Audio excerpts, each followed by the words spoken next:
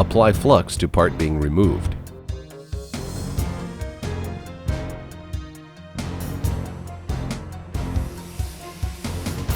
Use XY board holder to locate part under heating head nozzle. Select appropriate reflow profile for removal of the chip.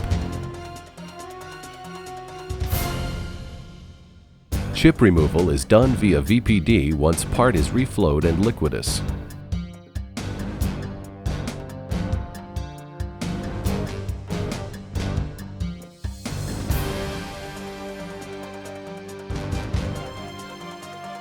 This will work on virtually any SMD device, not just BGAs.